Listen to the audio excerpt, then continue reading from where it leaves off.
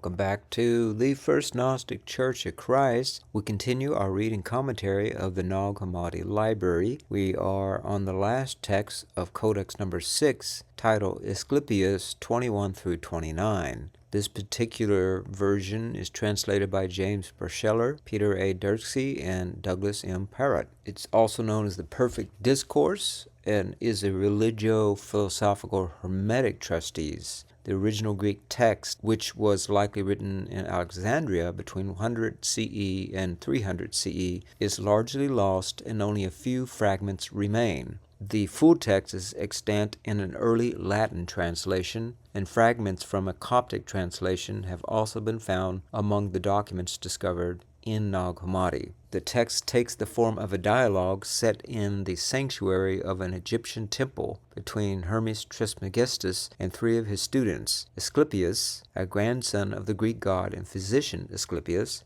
Tat, and Haman. This particular text outlines the importance of coming together in union when you're having the discourse that we talked about in the discourse of the 8th and 9th. And that particular union is compared to sexual intercourse. Now, that's the first paragraph we're going to encounter when we read and comment on this text. But understand, again, like most all of the other writings in the Nag Hammadi as well as the Bible, it's better to consider these in a metaphorical way or metaphysical way rather than a literal way in order for us to have a spiritual understanding about what's being said in this particular text and other bodies of spiritual texts. Now, this is a text that is probably the most challenged in terms of it being actually Gnostic in nature. Or at least Christian Gnostic in nature. It is much more heavily Greek Gnostic or Egyptian Gnostic in nature than it is Christian Gnostic, and it really is framed around the dualistic understanding of the union between the soul, which are the godly forms, and the flesh or carnal body, and how they come together, making what was less more than even the gods in the heavens. The text even goes insofar as to explain maybe humans are actually creating gods in the likeness of men, suggesting anthropomorphism in the way we like to understand our emanators or creators. Again, we want to understand this is going to be much more heavily influenced by the Hermetic tradition than it is by the Christian tradition in that Gnostic context. Follow me thus far on this channel, you understand Hermeticism as well as Christianity, all forms of religion or spiritual understanding or gnosis comes from the higher realms, what we like to call the philosophy of Gnosticism. So it is that these come from Gnosticism and therefore were included in the Nag Hammadi, with the understanding that Christ may have followed many other sages of the past like Thoth or Hermes. Christ was a continual lineage of that knowledge. But again, in Gnosticism we understand that Christ is that gnosis, is that knowledge, is the word that is streaming through everything. Jesus could be much more equally equated to Hermes. Christ is the Gnostic or the logos of the spiritual realm emanating to this realm. That's the way Gnostics understand what Christ represents. And Jesus and Christ are not the same. Or when Jesus was able to fulfill his mission, he was the first to beget the Christ. And the Christ within all of us, the hope of glory. All right, now having said that, let's go ahead and begin our reading commentary. And if you, Asclepius, wish to see the reality of this mystery, then you should see the wonderful representation. And again, he's pointing out it's a representation, it's not literal, of the intercourse that takes place between the male and the female. For when the semen reaches the climax, it leaps forth. In that moment, the female receives the strength of the male. The male, for his part, receives the strength of the female, while the semen does this. In this realm, if we follow dogmatism, we're likely to believe the male, at least in the last 2,000-3,000 years, is superior to the female. And we will tend to shape our philosophies around a patriarchal understanding of man's place in the universe and man's relationship to God and God's relationship to man. But in this particular paragraph, it's pointing out ecstasy of the universe comes from the intercourse between the female and the male and how they come together, and then they form a new kind of life. And it's done through the semen but it is gestated in the womb of the female, and that these work together. And this is what brings out the spiritual parallel of what's known as the climax, the leaping forth. And this is the transcendent moment. So this is what we're comparing it to. We're comparing it to the transcendental moment. The point here is not to emphasize a literal physical sexual intercourse, but to use this as a metaphor to how important it is to integrate the left and the right and bring moderation and agreement between these two. And that ultimately births something much greater. Now, moving on to the next paragraph. Therefore, the mystery of intercourse is performed in secret, in order that the two sexes might not disgrace themselves in front of many who do not experience that reality. So that reality is those people, Gnostics, who understand the importance of bringing these two together inside of themselves. When we talk about it being in secret, we're talking about integrating these two parts of self, the male and the female, on the inside. And you don't want to disgrace others by shaming them that they don't have this understanding or this knowledge. They do have it residing in dormancy, but they don't have this awakening that you have. So you don't want to go around and boastfully kind of show this off. No more than you would have sex when, in front of people. You would keep that sacred because it's special. And this is kind of what's being implied here. The importance of keeping this knowledge of self to self and not just advertising it to everyone as though you're boasting. For each of them, the sexes contributes its own part in begetting. And that's the key point here. We're all coming here to beget. But this can only be gotten by integrating the opposites, the male and the female. They're not actually opposite, but in this realm, they're known as opposites. But in the pleroma, they're known as syzygistic realities or emanations. They work together. They're a whole. They're a unit. For if it happens in the presence of those who do not understand the reality, it is laughable and unbelievable. And here's the second reason why you don't want to just boast about the Gnostic truth to just anyone, because you're going to waste your time. As much in the way Christ talked about, not throwing your pearl before the swine. So you want to be careful and mindful about who really seems interested and genuine and authentic about wanting to receive this knowledge. And moreover, they are holy mysteries of both words and deeds, because not only are they not heard, but also they are not seen. So these are mysteries. Tell people it through words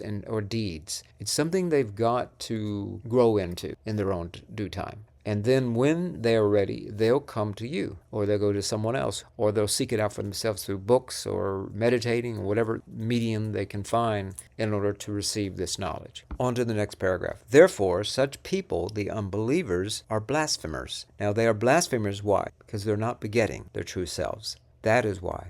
They are atheistic and impious, but the others are not many. Rather, the pious who are counted are few. Therefore, wickedness remains among the many, since learning concerning the things which are ordained does not exist among them. This is again going back to understanding us through the Hermetist Gnostic perspective. And remember, Greeks tended to have a more ascetic understanding what God expected of them. Beyond nous. Many of them had this understanding of Stoicism and asceticism being a kind of prerequisite toward being able to transcend. More in a way that these things would get in the way of prioritizing a gathering gnosis. For the knowledge of the things which are ordained is truly the healing of the passions of the matter. Therefore, learning is something derived from knowledge. And so again, we're going back to healing the passions of the matter. And that's what they considered spirit to be a lesser form than soul. Spirit was considered your passions. And so they would say spirits were not necessarily reliable, something to be trusted. Whereas in Gnosticism, we have a completely different kind of understanding of spiritual being something that is beyond this realm, is the essence of everything. It's the light in this universe. It is the essence of gnosis. So we would say it's not the passions, but rather the passions are how the body is interacting, illy being able to maintain or manage its spirit. It's more the body's predisposition to not being able to manage the spirit. Not so much the spirit is not to be trusted, but more the body is not to be trusted through a Gnostic lens. Knowledge would help you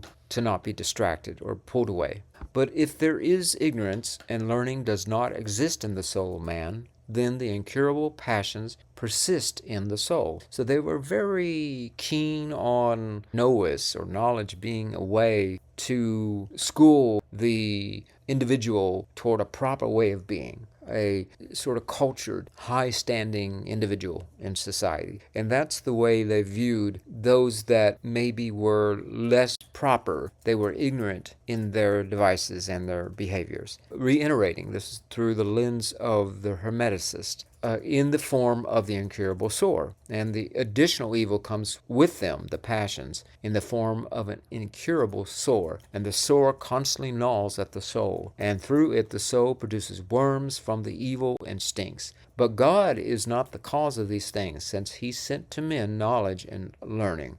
Now, what God we're referring to here, through Hermeticists, is not clear, because from their perspective, they viewed many gods. Many of them believe in many gods, but the core God, supreme God, if you will, was not separated the way Christian Gnostics might separate the demiurge versus the true father or the monad, for example. It just sort of put God in this umbrella. This God was not responsible for these passions, this low nature of man, and the spirits being unruly and unkept, run away by their passions, what they call an incurable sore that just sort of gnaws away at them and ultimately rots them from within. Now, some might argue then, because this is in the Gnostic findings, the Hermetists might argue that the demiurge is not necessarily bad. He's not responsible for the way men behave. So you can see already there's this seed of how man is responsible for his own dilemma, his own kind of predisposition from the beginning. How that is exactly is not ever truly explained among the Hermetists.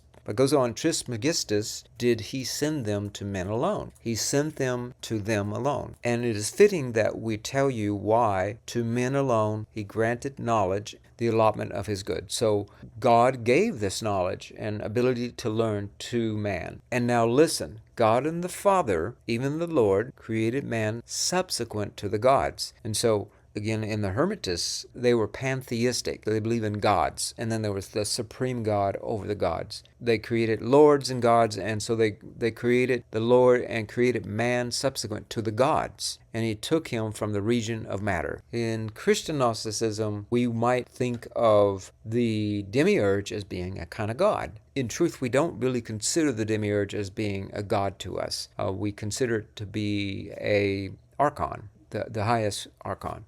Since matter is involved in the creation of man, the passions are in it. Now, who created this physical body? We would think that it's God, according to the Hermetists, but then this God is at the same time not responsible for these passions that are in man. Therefore, they continually flow over his body, for this living creature would not have existed in any other way except that he had taken this food, since he is mortal. It is also inevitable that inopportune desires, which are harmful, dwell in him. For the gods, since they came into being out of a pure matter, do not need learning and knowledge. For the immortality of the gods is learning and knowledge, since they came into being out of pure matter. So man came from impure matter, whereas the gods came from pure matter. They're just knowledgeable and they're learned, whereas, again, the human is impure and ignorant and must ascend to knowledge and must earn his knowledge. And you can kind of see there's almost a caste system here between the gods and the man. And even these stories among the Greeks of half gods and demigods and half men and half animals, and how they were just in this sort of hierarchical chain of you're ignorant and you're lower versus you're knowledgeable and you're higher. And it wasn't just knowledge that would determine where you were on the hierarchical ladder, but it was also how carried away were you in your passions, your inopportune desires. It, immortality, assumed for them the position of knowledge and learning. By necessity, he, God, set a boundary for man. He placed him in learning and knowledge. So man is kind of seated right there in the middle of this potential called nous, this ability to learn, has a mind, right? And this is the thing God has gifted man, of this potential to learn. Concerning these things, learning and knowledge, which we have mentioned from the beginning, he, God, perfected them in order that by means of these things he might restrain passions and evils, according to his will. And so there's a lot of emphasis here about restraining passion and evil, whereas again in Christian Gnosticism there was less emphasis on this and more about the seed, the coin that Christ talks about, the way, the path, the mission, and why you're brought here, and the good news. He brought his name's mortal existence into immortality. He, man, became good and immortal, just as I have said, for he, God, created a twofold nature for him, the immortal and the mortal. So earlier it talked about how God was not responsible for man's passions, but here it talks about how God created both the mortal and the mortal self. And the mortal self is why man has this affliction known as passions and this open sore. You can make up your mind how you want to read that. You might want to see it as a contradiction, or you can come up with some way to rectify those two, then feel free to comment. And it happened this way because of the will of God that men be better than the gods. This is kind of familiar with how the Bible talks about man having the potential to be greater than angels, and even judging angels. Since indeed the gods are immortal, but men alone are both immortal and mortal, so they have a greater experience, which then lends for more knowledge. Therefore man has become akin to the gods, and they know the affairs of each other with certainty. The gods know the things of men, and men know the things of gods. And I'm speaking about men, Asclepius, who have attained learning and knowledge. But about those who are more vain than these, it is not fitting that we say anything base, since we are divine and are introducing holy matters. Now this is going into not judging people. Not only not judge people, but it's also not fitting for you because you're higher than that, but also it's vanity because it's not going to result in anything. It's not fitting because these people, they haven't woken up their nois, their minds haven't opened up. Since we have entered the matter of the communion between the gods and men, know, Asclepius, that in which man can be strong. For just as the Father, the Lord of the universe, creates gods in this very way, man too, this mortal, earthly, living creature, the one who is not like God, also himself creates gods. Now it goes on to talk about how man has the potential not only to become like gods and be immortal, but he also has the ability to eventually actually create gods. Not only does he strengthen, but he is also strengthened. Not only is he God, but he also creates gods. Are you astonished, Asclepius? Are you yourself another disbeliever like the many? So really, you can take from this that a man has unlimited potential. He has this unbelievably, unimaginable ability to gain enormous amounts of knowledge. And that knowledge then not only empowers him and strengthens him, but then he also can create gods. Trismegistus, I agree with the words spoken to me, and I believe you as you speak. But I have also been astonished at the discourse about this, and have decided the man is blessed, since he has enjoyed this great power. And that which is greater than all of these things, Asclepius, is worthy of admiration. Now it is clear to us concerning the race of the gods, and we confess it along with everyone else, that it, the race of the gods, has come into being out of a pure matter, and their bodies are heads only. But that which men create is the likeness of the gods. They, the gods, are from the furthest part of the matter, and it, the object created by men, is from the outer part of the being of men. Not only are they, what men created, heads, but they are also all the other members of the body, according to their likeness. Just as God has willed that the inner man be created according to his image, in the very same way man on earth creates gods according to his likeness. Now, whether this is literally man creating gods or man is anthropomorphizing gods to be like men is, again, up to you to decide. But really the message here is about how man's potential is really quite astounding. We haven't quite even tapped into man's ability. And that knowledge is ultimately what is going to provide this pathway to ascendancy. Trismegistus, you are not talking about idols, are you? Asclepius, you yourself are talking about idols. You see that again, you yourself, Asclepius, are also a disbeliever of the discourse. You say about those who have soul and breath that they are idols. These who bring about these great events. You are saying about these who give prophecies that they are idols. These who give men sickness and healing, that ... them. Now, who is he talking about exactly? Could be talking about how Trismegistus is raising up man, almost idolizing him. He could be talking about that. He could be talking about the gods that already existed. Not clear. I'm guessing the first before the latter. But ultimately, Asclepius kind of questioned him. It sounds almost like you're idolizing man. Asclepius is saying, you only see it that way because you don't really seem to believe what I'm saying.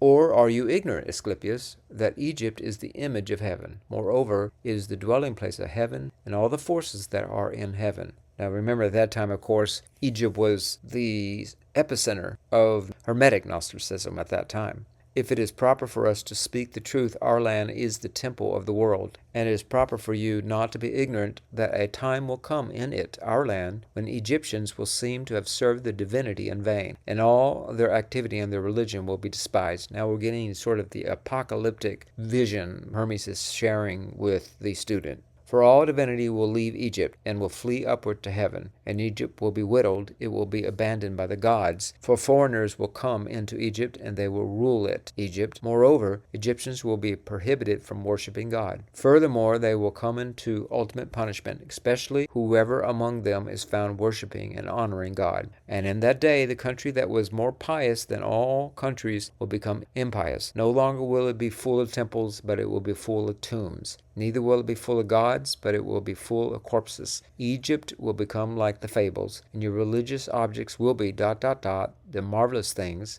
and ... and if your words are stones and are wonderful. And the barbarian will be better than you, Egyptian in his religion, whether he is Scythian or the Hindus or some other of this sort. And what is this that I say about the Egyptian? For they, the Egyptians, will not abandon Egypt. For in the time when the gods have abandoned the land of Egypt and have fled upward to heaven, then all Egyptians will die. And Egypt will be made a desert by the gods and the Egyptians. As for you, river, there will be a day when you will flow with blood more than water, and dead bodies will be stacked higher than the dams. And he who is dead will not be mourned as much as he who is alive. Indeed, the latter will be known as an Egyptian on account of his language in the second period of time. Asclepius, why are you weeping? He will seem like a foreigner in regard to his customs. Divine Egypt will suffer evils greater than these. Egypt, lover of God and the dwelling place of the gods, school of religion, would become an example of impiousness. I think it's a good place to stop. Really, the rest of the book is going to just re-emphasize sort of apocalyptic version for Egypt. The goal here really is for us to understand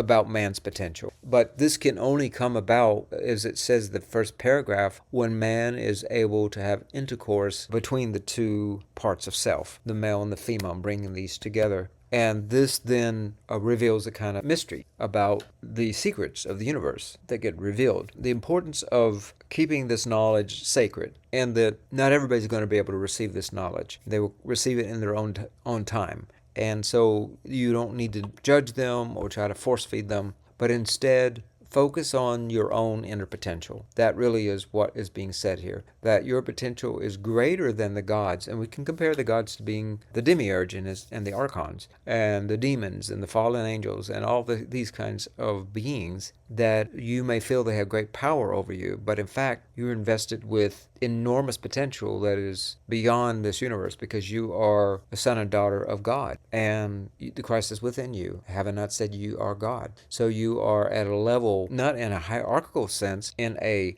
expansive potential sense of the word, extraordinarily unlimited. So that's really what this book is pointing out, and it's doing so through the book called Asclepius, and Asclepius is one of the students of Trismegistus among the three that were there having this conversation. All right, so we'll pick back up on the next video. Thank you very much for watching, and until next time, have a blessed day.